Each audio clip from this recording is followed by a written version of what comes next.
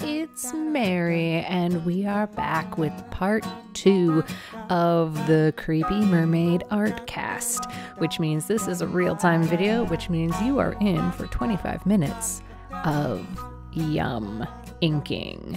Like I said, this is part 2. We're going to be inking this penciled drawing. If you want to watch part 1, I'll have links on the screen there, as well as part 3. That's going to be the coloring process, and there's going to be a time-lapse version of this video, or of this painting. All those links going to be on the screen, going to be in the description below, going to pump information into you.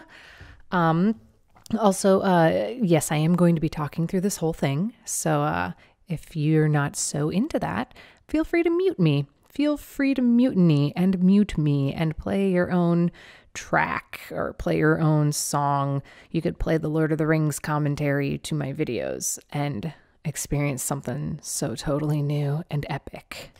Leo. Merci. Okay, so to begin, I'm going to go over the materials that I'm using. I'm inking with black India ink. It's a liquid ink, and it comes in a little tub, and it's kind of watery. It's like wet, black wet.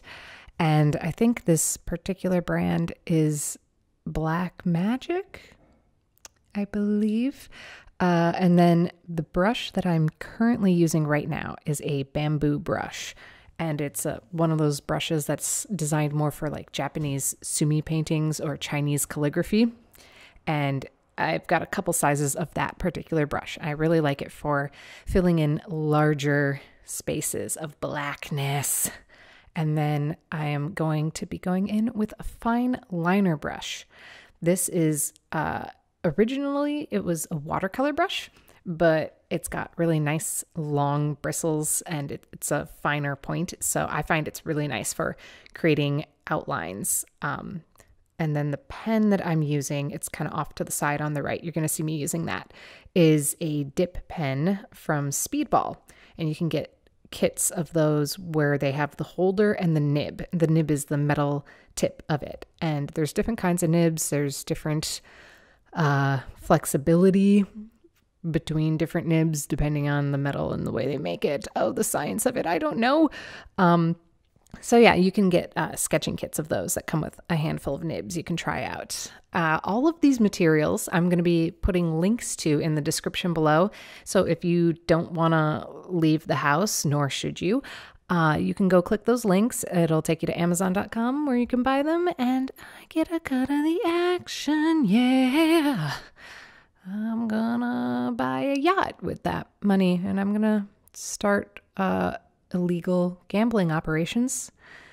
And I'm gonna hire everybody. My staff is gonna be under the age of 16, and they're gonna be there because they're promised a singing career, but then they find themselves in international waters. That's where the money is gonna go to. So if you want to contribute to my yacht enterprise, if you want to contribute to this channel and the art videos, tutorials, time lapses, art casts, I've opened up a Patreon page as well.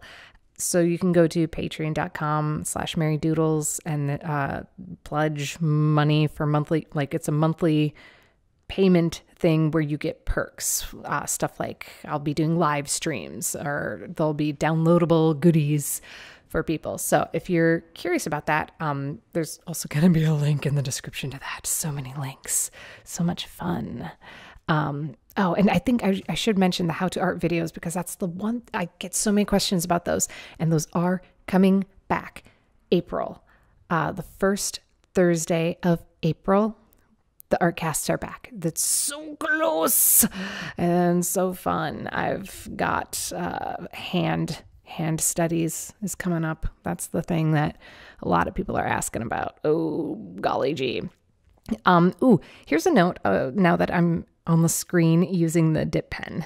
These are so fun. If you get a chance to use these, please do.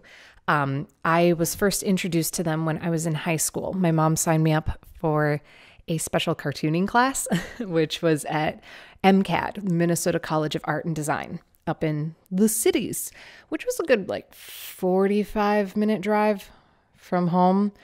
And it was a summer course that I don't know why I got to take it. I was the youngest person there for sure. It was definitely for college students, but it was really cool. They kind of went over the traditional methods of making cartoons, and dip pens are a big part of it. Traditionally cartoons were made with this liquid ink because you can get it pretty cheap. And yeah, I don't know. It was really fun. It just opened my eyes to the idea of using these drawing pens, using brushes to create cartoons, and showed me like how versatile you can be with them. For instance, this pen that I'm using right now, you can get such fine little lines that I'm doing on this mermaid's eyes. But then with a little extra pressure, you can get thicker lines. And you could do some really cool stuff, like what you see in calligraphy, where there's a character that has these swirls and curves, and you notice there's places where the lines are thicker and the lines are thinner, and you can do that with this pen. You can do that with brushes too. So you can get just very unique look. Definitely worth trying. And it's not super expensive. I mean, I guess it depends. There was a time in my life when it was like really expensive. But if you have an extra $3 for the ink, $7 for the pen set, the pen kit, instead of buying a movie or a game, buy a pen and ink set. It'll be fun. And I think inking is probably my favorite part of the process. That's where you start really solidifying the image. So part one, and this is the 3-step process of like basic cartooning and comics, which is pretty much what I learned in this course. I've been taking it with me my entire life. Part 1, sketch and draw it. Part 2, ink it. Part 3, add color. So the inking phase is really where it gets, it's cemented on there. And I love the look of just black ink, like on this mermaid's hair. I love blending shadows and darkness together to create wide planes or spaces of just dark. It's really a beautiful look to me. One thing about the inking is the way I do it is I'm almost rewriting the picture as I do it, if that makes any sense. So I pencil it, but I usually get impatient during the penciling part. So I'll be very vague or, just like sloppy. So then with the inking, I still can, make executive decisions. Maybe a line is a certain thickness and I want it to be thinner, or maybe, something curves out to the left and I decide, maybe it should curve out to the right. I don't do major changes. I'm not going to change the pose of any of these characters, but you can see with the water, as I draw the shadows in the water, I'm kind of vaguely following that pencil line because I'm the author. And in the end, the final product that you present is the correct answer, no matter what you from the past intended it to be. Does that make any sense? Because nobody else, like, who's the authority to, like, come in and bang the gavel and say, hang on, you had those pencil marks over there, but when you inked, you clearly put them over here, and it isn't perfect and exact. And you gotta be like, whatever, man, I'm the one holding the ink brush, so if you got a problem with it, deal with it. That's the epic struggle that goes on in my head every day. Haha. Coming off of that's like the opposite of the perfectionism theme of last week's video. In the part 1 of this, you may recall, and you may have been feeling exactly what I was feeling at the time about being a perfectionist, because I got a lot of comments, a lot of response on that.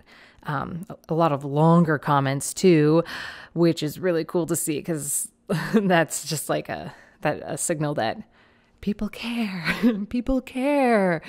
And so thank you everybody for sharing what you're going through and your ideas and your thoughts, because there's a lot of really great suggestions and stories. I feel like it really does help to hear stories about what other people are going through, about what they're feeling. I know a couple people mentioned that they felt good hearing that, I was kind of in a funk about my work.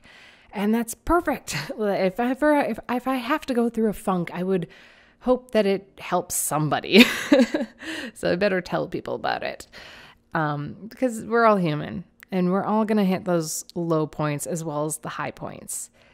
And the trick to getting through those points is understanding that you'll get through them. It's not where you end. You can continue on. Like, you just hang in there another day and it'll get better. It'll improve. And you got to let it improve too. It's very easy to get in a funk and then just like linger there and be like, oh, everything I do sucks. I'm just gonna give up. Brr. And then every day after that, you're in a funk because I could have done this thing, but I gave up.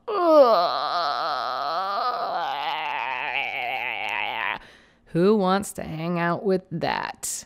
If ever you need motivation to get out of your funk, just know people will unfriend you in real life if you turn into that monster. Not to make you feel bad, but it's true. Keeping it real. Let's do some comments. Let's read through some comments from last week, starting with Paper Ghost.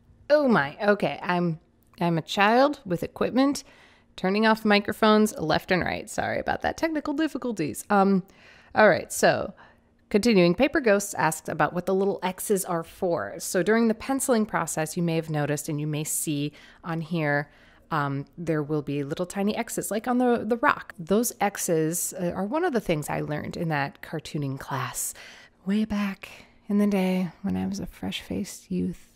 I was a red-faced youth. I had acne. I still have acne. Moving on. The X's represent a space or a plane that will eventually end up completely black. And the purpose of those are to communicate between artists. So traditionally, comics, comic books and ongoing series were created assembly line style. They still are. You would have different people doing different steps of the illustration. You'd have a penciler. You would have an inker. You would have a colorist. You would have a letterer, who would do the text and the dialogue. These were all different people a lot of the times. So the X's would be from the penciler to indicate to the inker that this part has to be all black. This is going to be dark. So that's just a little technique that I tend to use, and I feel like it's a time saver sometimes. I'll, instead of like having to shade it all in to show myself that this is all going to be dark, you just put an X there and you're like, everything in here is an X. And that's what the X's are all about. Now you know. And if you're just doing all of the drawing yourself, it's much easier to use those little signals to yourself. Like you know your own language, you can communicate it. But when you're working with other people and collaborating, you definitely have to over-explain yourself sometimes. Or you can just leave it up to them and have faith that they're going to do it the way they want to do it, and that's why you're collaborating with them. Macabre Web says, it's nice to see that people I admire, you, have those valleys too. Sometimes I'm on a high, but sometimes it's hard to stop comparing myself to others and where I am. When you see a 15-year-old drawing well, and when you see a 15-year-old, I'm breaking up. When you see a 15-year-old drawing well enough to be hired into an animation studio and you're an adult still struggling with the basic stuff, you get disheartened. I feel you. But I don't do art to be better than anyone. I do it for me because it's fun, but I still get those moments of self-doubt and loathing. I feel you. That is, it's so hard not to look at, what's on your neighbor's plate and realize, oh, they're in a much different place and it's a better place than my own.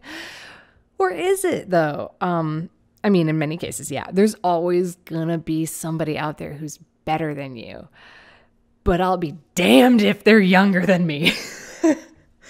They can't exist. I can't have this. I will Cersei Lannister them. I will not be replaced. That's human nature. That's, that exists in all fields, in all jobs and careers. The best thing you can do is stop focusing on them, because that energy is just being like blown out into the nothing and wasted. That energy could go toward improving or just continuing to do the thing that it is that you want to do. That's a tough one. And it's so good to hear other people struggle with that. I've tried. I've gotten to like check that, but like sometimes like it just gets really depressing when you see something on TV and you're like, dang, that person has so much more talent than me. Oh my God, they're not even graduated from high school. What have I been doing my whole life? Ugh. The old people problems. I do try to think of it though, like when you start comparing your life and the life path that you're on, and you start comparing your timeline to other people, which is something that happens a lot. And there's a lot of comments from, you stupid young people, you teenagers. I hate all of you. There's a lot of, younger people watching these. So rest assured, in 10 years, you're going to get these feelings too. So there. Man, what was I saying? I was about to say something profound that would unlock all the answers. I forget. Oh, well, moving on. Alfred Pisco. Great video, thanks. I like hearing what you're thinking. I struggle when I don't use reference or copy other people's drawings. Is that normal? Ooh, and then I wanted to read out loud a reply by Julian Montez, who answered Alfred's question. Julian said, yes, everyone starts out like that, so don't feel too bad about it. I'd like to think about it like swimming in the deep end. Using references and copying are your floating devices. They keep you from drowning and guide you how to do it with no risks. They can be what jumpstart you to make art. But if you rely on them for too long, you'll never learn how to swim or make art on your own. Too long varies from person to person. So don't feel bad when you can't make art without references for 2 years. That's happened to me, says Julian.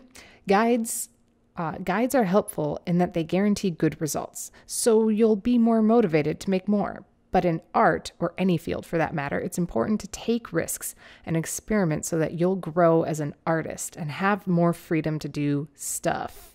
Love it.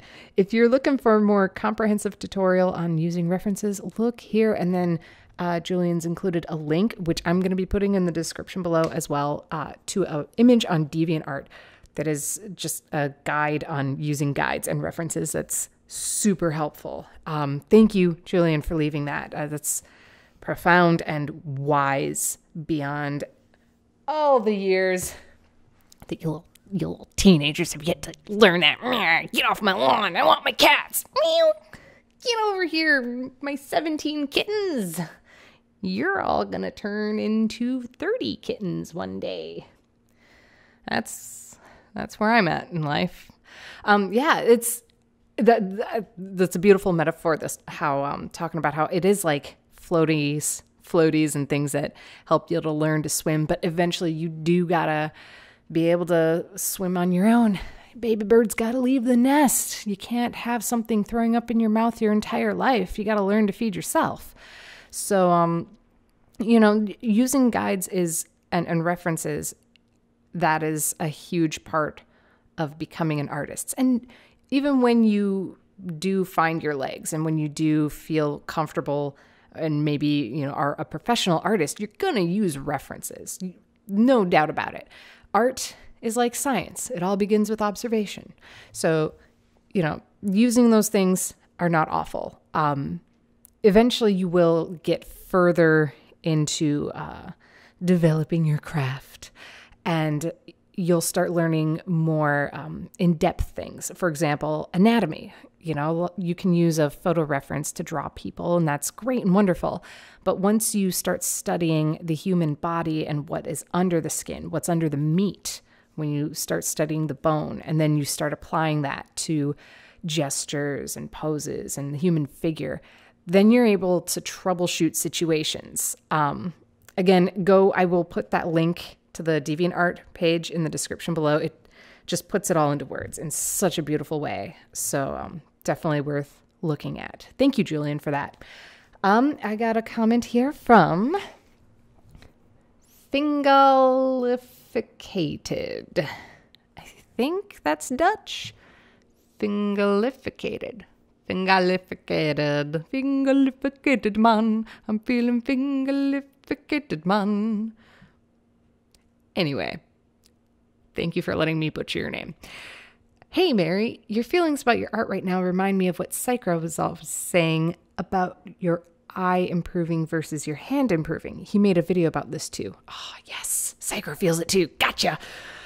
I periodically go through these phases, and it helps me to keep in mind that it means I'm improving. Trust the process. Psychro also likes to compare life and stuff to video games. In a game, you know that by every action you gain experience points, and every experience point is a step toward the level up. So true. I'm a Pokemon, and I am evolving right now. At the moment, I'm working on my application portfolio for an illustration study university thing. Ah, nice. They didn't say that. I did. I'm now actually conscious about not making it perfect, but rather just making it. I want to study to get better. They should see my potential, but perfection, not that I could achieve it, in this case, wouldn't get me anywhere. So I pump out paintings without thinking much, wanting to make them not so perfect. And as a result, I'm liking what I do now more than ever. And I'm improving so much looking back. That is so awesome. Oh, man. What a beautiful example. Yeah, I was just having this conversation with somebody else too about the idea of putting aside perfection and completing projects. Just completing something is so much more profound than perfecting it. And especially if you're applying for a university study thing, that is very important, because you know what? They don't want to see perfect work. They want to see potential. And if you come in with a perfect portfolio, here's what that tells them. That tells them, oh, this person cannot be molded. This person can't be shaped. They've perfected. They're done. So what good is this university going to do? You know, and all universities want to kind of leave a mark on their students. They want to shape them in the way that that particular university or program is intending to shape young people. So, or old people going back to school. Whatever, young people, you can't have it all. Get off the lawn. Nah, I'll get my 30 cats to chase you. Oh, my 30 cats have become 40. Anyway, yeah, so that's so beautiful to hear, you know, the discovery of putting production ahead of perfection and seeing that perfection-ish follows on the heels of production. It's the experience points. It's such a great analogy. You just keep getting experience points. You keep creating things, and you get that experience of finishing a drawing and then stepping away and realizing, oh, this isn't the most important thing in the world. But the next drawing might be. And then you freak out and, you know, have a panic attack over that one, and you uncurl from the fetal position, finish it, and realize, oh, this drawing wasn't the most important drawing in the world. But maybe the next one will be. And the cycle continues. Ha ha ha ha. Do I make it appealing? Yeah, that's incredibly profound. Thank you for that one. One more comment will do. I think I have a little more time. From Emilia Lopez. Says, I'm a 15-year-old art lover who just started high school. I'm quite good, I hope. And I love painting with watercolors, but lately I've been feeling deflated. I've been seeing how all these kids in my art class have never had lessons. Neither have I. And they have such raw talent and are much better than I. I have been in a slump where all my work is terrible in my eyes and I have to redo them over and over again. My art teacher has also been not happy with my work, and these have made me feel dejected as an artist. I'm just confused if I should go on with art. Thank you.